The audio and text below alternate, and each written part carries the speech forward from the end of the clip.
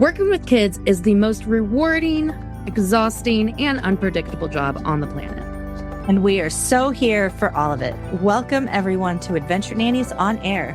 This is the place where we get into the conversations that are really on the minds of incredible nannies and families day in and day out. I'm Shenandoah. And I'm Reagan. And we're here from the team at Adventure Nannies, a nationwide agency that helps progressive, globally minded families find the talented, passionate nannies, educators, and newborn care specialists to join them on all their adventures. We're tackling everything from the big stuff like how to navigate conversations about legal pay to the fun stuff like our go-to hacks for making travel with kids feel like a total breeze.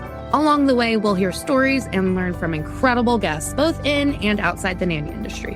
Whether you're a parent, a nanny, or a lost person on the internet, we're glad you're here with us. Let's get into it. Before we dive in, just a quick note. The views you hear on the show today are personal opinions of the speakers and don't necessarily represent the official views of Adventure Nannies. And just a heads up for anyone with little ones nearby, we can get a little passionate, which means some salty language might pop up. You might want to grab your headphones for this one.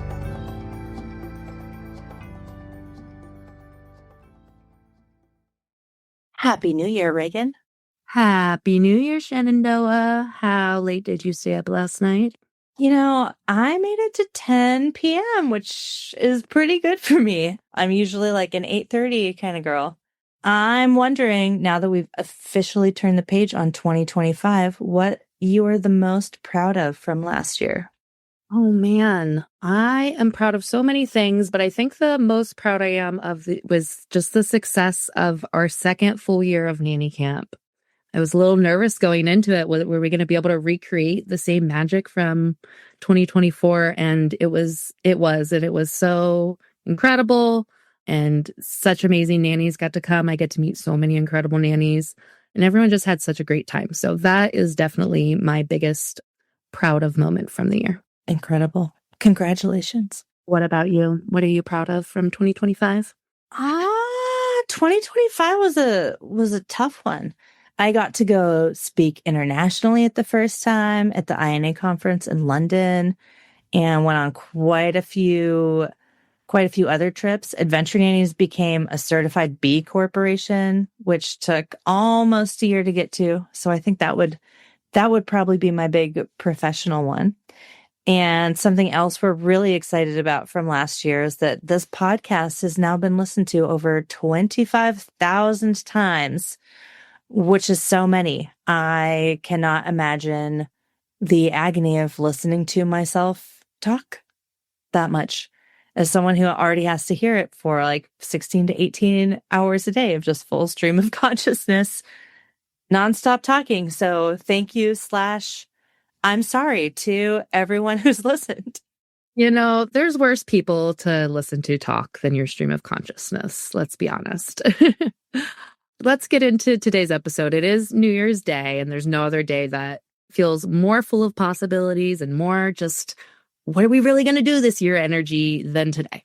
Yeah, it's the ultimate fresh start day, at least for those of us who went to bed early and don't have epic grown-up hangovers this morning. For a lot of us, that also means thinking about our careers, our goals, where we want to go this year. And realistically, we're also all thinking about our bank accounts, especially right on the heels of all the holidays. So true, which is why the conversation you had for today's episode felt like the perfect way to kick off January. You sat down with Josie, the brilliant and incredibly direct founder of The Six-Figure Nanny. I did, and I loved talking to her. Josie has become the go-to mentor for nannies who are aiming for those high-profile, ultra-high net worth, tons of travel, major expectations, like all of the glitzy, glamoury jobs that you see on Instagram or see people bragging about on social media.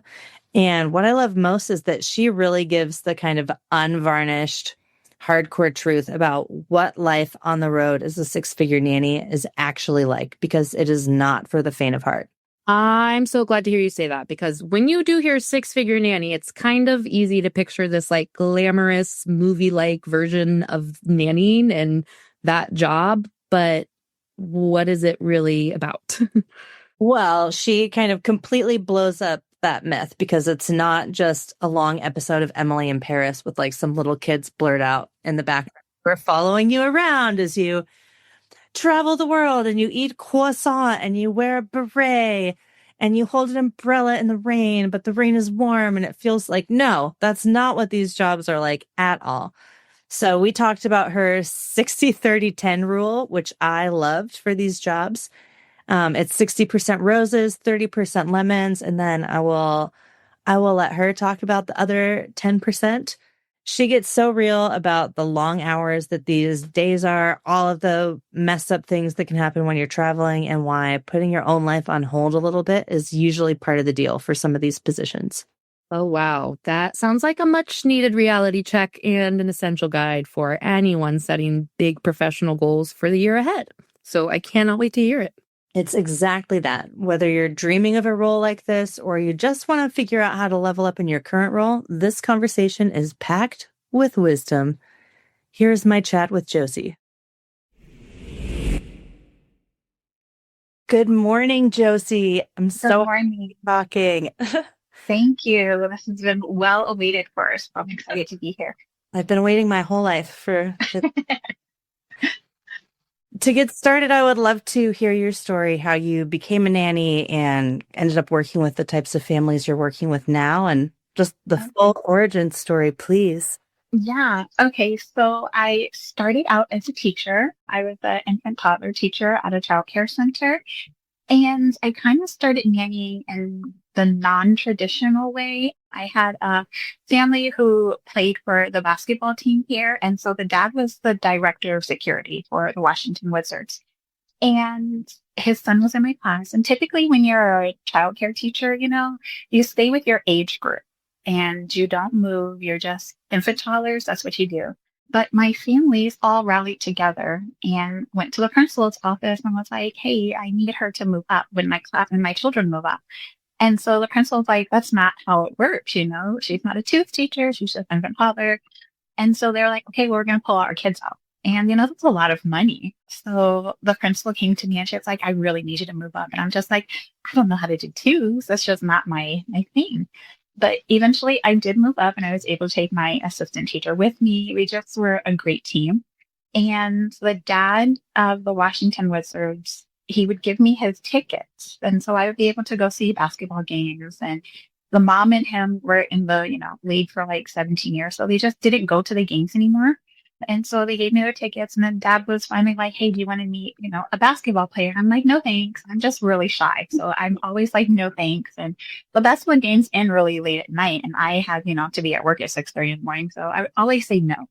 And since I babysat for the family sometimes, like the director of security, he called me really late one night, like around 11 p.m. And I was kind of nervous. I was like, oh my gosh, he never calls. It's usually his wife that calls.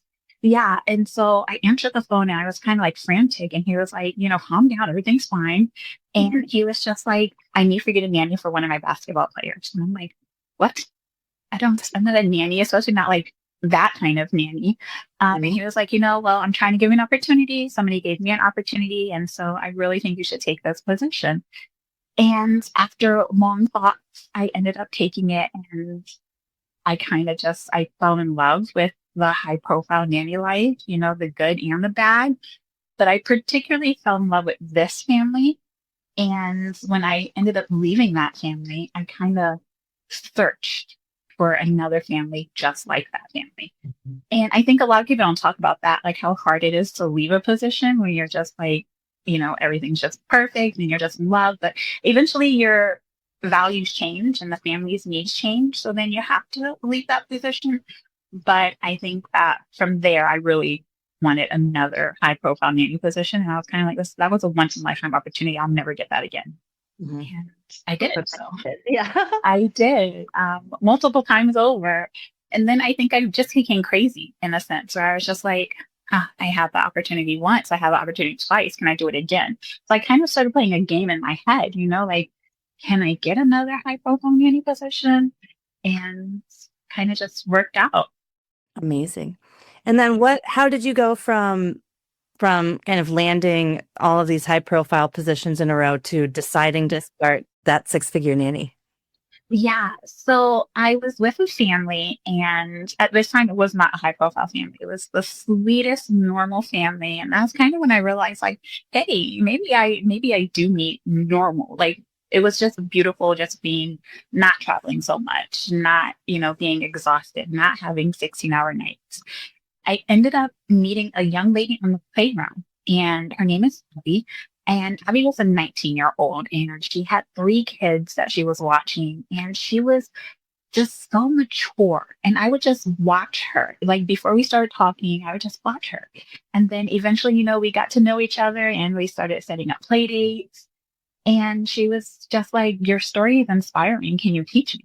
She's kind of like, I'll pay you to teach me. Like, how did you do this? Mm. And so she inspired That Six-Figure Nanny. She was like, create a guide. And so I created a nanny guide.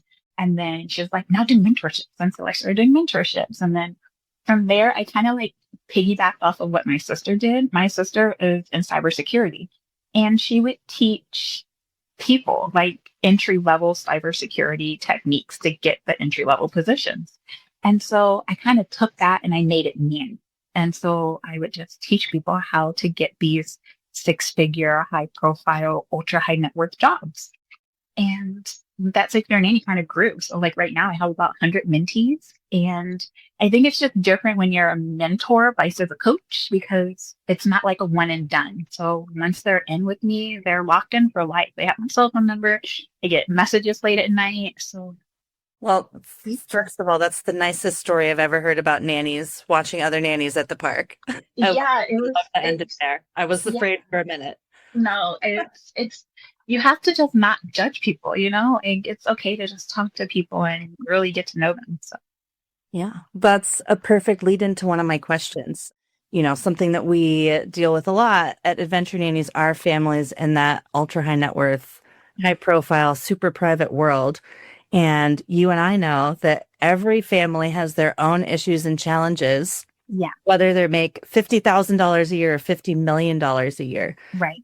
And how do you stay grounded and non-judgmental when you're working with families and supporting whatever they're going through? Because I know a lot of times they don't even have friends or extended family who are in the same financial situation. It can be really hard for Yeah. them to find empathy. Yeah, I think for me, I like to give grace. A lot of my positions, I get them because I have been in this world with them. And so we connect over that. It's kind of like such a unique position for me as that's just a sports nanny. And it's the unique lifestyle for them. They didn't come from money, they ended up getting the money. And so for me, I like to just one, take myself out of it. I have to remember like this isn't my money, this isn't my lifestyle. I don't need all those Hermes bags, even though I would like them. But I have to just remember like, this I'm still normal and they're normal as well. They just make a lot of money. Some of the baseball players I've worked with, they don't really like that attention when you come up to them in the playground when they're with their family. So it's kind of like just remembering these are normal people. And the one thing I like to tell people when they try to like get these high profile positions is just remember that you can't be a fan. These families don't want super fans in their homes. So it's like my number one golden rule. You cannot be a super fan. Yeah, almost of anybody. Like not of them, but Right. they're going to bring people around who you might be a real life super fan of. Right. Right. It's Yeah. really hard to stay cool. Yeah. Yeah. And I'm just super shy in general. So even when like my basketball player bosses bring their basketball player friends, I grab the kids and I go. I grab the kids and I run upstairs because I'm just shy in general. And so I think that has helped me get a lot of the word of mouth positions because I don't talk, I'm just shy overall. And confidentiality is key. Yeah, we sometimes, I mean, we very rarely will put in a job description like this is a super famous family, but Yeah. nannies look at enough job descriptions that they They know. can tell. Yeah. And that Exactly. always, to us, I mean, that's the first red flag out of the gate is that someone will Yeah. call and be like, who is the family? It's like, oh, you can't get this job. Right. I've had nannies send me DMs and they're like, how do I get a job with this celebrity who just had a baby? And I'm like, one, I don't know the celebrity. Two, I don't know the agency who has a celebrity. But three, if I did, because the way you're approaching me, I wouldn't tell you. That makes it pretty tricky. Yeah. I know for a lot of families with fully staffed homes, nannies end up kind of being the closest employee who sees it all and ends up with more access to the family. It's more common for families to fly private with the kids and the nanny and send the rest of the staff on a different plane or commercial, or you're often sitting at the dinner table with the kids, whereas the rest of the staff is not maybe allowed to do that in every case, Yeah. which can create some kind of tough dynamics sometimes where like you're allowed access to your employers that like maybe your boss or someone who's been on their team for 20 years has never been given. Yeah. What insight or what advice do you have for nannies who are maybe heading into their first fully staffed home? Just to really work as a team player, a lot of the positions you can't get unless you have experience working in a fully staffed home. So my advice is to just really be that team player. If the housekeeper is out, you're taking up the slack for that. If the chef, has to run to the store to get more ingredients and you see that the sink is full of dishes, you can unload the dishwasher, put the newest dishes in, start the dishwasher, and eventually you guys do become a team and they'll look after the things when, say, you need to run to the restroom and you need them to hold the baby. So my whole thing is to really be that team player. I try to like just make friends with the staff so that way it's not like a jealousy thing because a lot of the times actually the staff doesn't go. So like in my case, the staff doesn't go with. So the housekeeper, if this player gets traded, the housekeeper is out of a job. The chef typically goes, but mainly it's the chef and the nanny who go. No, must be nice. It's nice, but again, there's definitely the cons as well. So I also like to tell nannies that too. If you're going into this position, the days are so long and, depending on the family dynamics, sometimes you're working 16, 17-hour shifts. And then sometimes you're more of a housekeeper vice the nanny. So you kind of have to figure out what you really want to do and if that's the family you really want to work for. Yeah. I would love to hear a little bit more about the demand on these roles because I know anyone who's not anyone, but most people who are working as nannies are like, sure, I would take a six-figure job. Yeah. But they aren't usually like you're going to make $150,000 a year and work Yeah. Monday through Friday, 9 to 5, and like drinking Aperol spritz with mom and hang out at the end. Yeah, that's not the case. Not at all. It's definitely my back at this moment in my life. I can't do these roles as much anymore. My back won't take it. So it's definitely sometimes, depending on the family, you're clocking in at 8 a.m. and you're getting off at 11 p.m., and me, I have a long commute home. So I would, drive an hour home and have to be back up at 6 a.m. to get ready for work to clock back in at 8. It's demanding. It's tough. You end up getting stress rashes on your body. It's not always flying private. It's not the glitz and the glam. I don't hang out with my employers after work. It's really not what the movies are saying in either sense. It's not like the horror stories that the movies give. And it's also not they just gave me a Lambo truck. It's just so many myths in the, high profile, ultra high net worth world. So. Yeah. How do you maintain, because I know you mentioned you love to stay with families for a long time. You love getting connected with them and working, 8 a.m. to 11 p.m. It doesn't sound super sustainable at a glance. So when you're in those roles, how do you maintain your personal life or relationships and staying in touch with family and friends? Like how do you kind of keep your life? Yeah, you kind of don't. I put my life on hold, and again, something that people don't talk about is I've put off having babies because I am in this role and it's tough.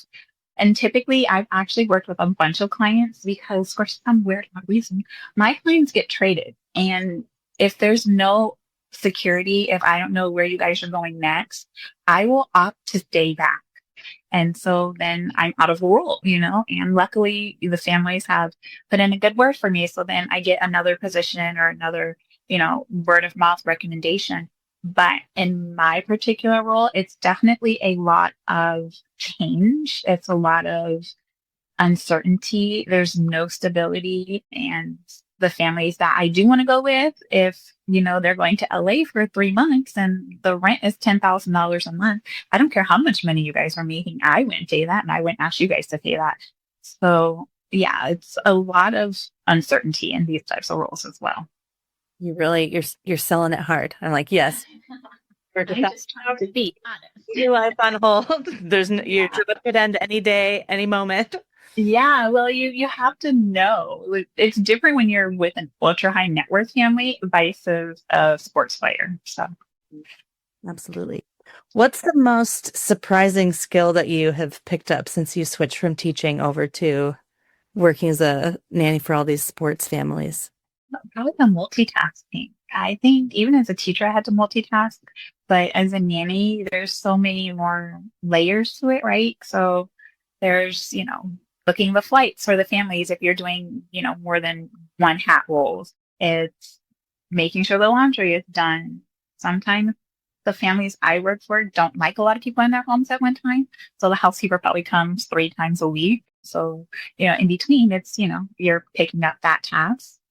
So I would definitely say the multitasking, yeah, booking dinners and, the glitz and the glam is nice, but the rest of it is kind of tough. So, yeah. Have you been able to transfer that multitasking over to your own life? Like, is your house immaculate and the dishes are always done and everything? Absolutely not.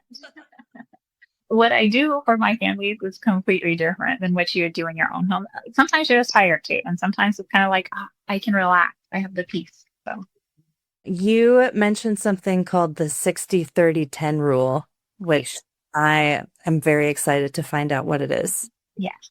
So my 60-30-10 rule is 60% is roses, right? You are meeting the coolest people you've ever met in your whole life. Your favorite movie star is asking you if you want Chick-fil-A for lunch. They're paying for it, They're taking you to like Turks and Caicos, like these magnificent vacations. And again, they're paying for it. You get to fly private, So that would be the 60. The 30 is the lemons. 30% lemons is those long days, those, dad has a game and you just had a 6-hour flight because dad just got traded. So then, you're working extra long days. The 10 is kind of like, what the blank did I just sign up for? It's kind of like you're always reevaluating your life, like, wow, what did I just do? But the 60% always outweighs. And I think that's why I would crave these kinds of positions, because they really are once in a lifetime opportunities.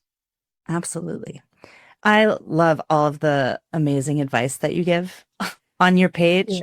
Like, as agencies, we are always trying to be a little bit careful. We don't want to hurt people's feelings. Yeah. We need to be careful about the way that we're setting expectations with people because, like, I do not like being in the position of telling someone the amount of money they're asking for is something I disagree with, or kind of judging their value in that way. But you just kind of tell it like it is in a way that we don't. And I am kind of obsessed with it. I'm like, I'm so glad that she said that. Like, thank you. Well, you're welcome. I want people to know that this is a life that you can absolutely have, and it is a very much sustainable career. But then I also want people to know what they are signing up for, like definitely take the opportunity, but also remember what I said. I told you so. So it's just really important for people to know the balance. What are some of the most common mistakes that you see nannies making to kind of talk their way out of some of these jobs or hinder their earning potential? Kind of the ramblers. Some people go on these interviews, and because I do like mock interviews, I will like listen to them, and I'm like, I asked you one question and it took like so long for you to get that answer out. And so I don't know if they know, like they're giving too much information. So then you're kind of like putting the candidate or the potential family that you had on the back burner because they're like, wait, that's not even what I asked you. So I would say definitely that. And then honestly, just asking for way more than what their skill set is. Sometimes these people see like the $150,000 price tag and they're like, oh, I can totally make that. But they've only been nannying for about 3 years. And so it doesn't align. And I like for people to know that that's just not how it works. So you can't just ask for the 150 because it says 150. Yeah. Or because you're such an incredible person and you're Right. And you are, but really are. yeah, you have to gain that experience, you know? Yeah. How do you, because I know this line of work and the amount of flexibility and just the sheer stamina and hours and the teamwork and the multitasking and kind of being ready for everything that happens, it's not for everyone. So when you are starting to work with a mentee or you're talking to nannies who are thinking about it, how do you kind of help them figure out if this is the right path or not? Yeah, I'm just upfront and honest. I kind of give them my experience, and I think as a mentor, that's all I can really do is give them the experience that I took on, you know. So I kind of tell them how my day runs and how my day flows, and I kind of ask them, "Do you think you can handle that?" Like for example, as a sports nanny, you don't have consecutive days off. So when I did baseball, I was off Mondays and Thursdays. When I did basketball, I was off Sundays and Wednesdays. So I kind of like let them know, like, is that something you can handle? You do have to work game days. The schedule does change. You guys will fly out a lot. And I just try to set their expectations as to where I would want my expectations to be. And typically that works out. I mean, I've had a young lady take a baseball family, and, you know, I told her that was probably the toughest position I took on because they play more games than the average, you know, sports teams. They play more games than the other sports teams do. And so their days are really, really long. And, you know, she sent me a message one day and she was like, "You're absolutely right. This is tough." So, you know, she stuck it out though, which is great, but just being upfront and honest, like, I'm going to tell you what it is. And then you have to decide if that's what you're going to want to take. Hmm. I have a fun question. Yes. So we ask all of our podcast guests. Yeah. If you were 4 years old and you got to pick out your full-time nanny from anyone in the universe, who would your dream nanny be? It would definitely be Jessie from the Disney Channel. I love Jessie. I think those kids gave her some tough times, but I think Jessie is just absolutely amazing. She's the nanny I want to be. Jessie is just fun, but she's strict, but she's alive. I love Jessie. She's cool. She had Yeah. a big sister vibe. She had the spunk, yeah. And you know, those 4 kids, she took it on like really, really good. So Awesome. Josie, if people want to find out more about you, or I'm sure you get your advice, become one of the 100 people who has your phone number who can call you. yeah. Where can they find you? They can find me at That Six-Figure Nanny on Instagram, and they can go to my website at www.thatsixfigurenanny.com. Awesome. Thank you so much, Josie. You're welcome. Thanks for having me. And that's a wrap. Thank you so much for spending a little bit of your day with us. We'd love to stay connected. You can find all of our past episodes and summit sessions on Apple Music, Spotify, YouTube, or wherever you get your podcast fix. For the inside scoop on the latest job opportunities and community stories, you can always find us at adventurenannies.com or come say hi on Instagram, Facebook, or Blue Sky. If you loved this episode, we'd be over the moon if you'd leave us a review. It's a huge help in getting the word out to other folks. And if you hated this episode, well, sorry. It couldn't have been that bad if you made it this far, right? We'll catch you next time.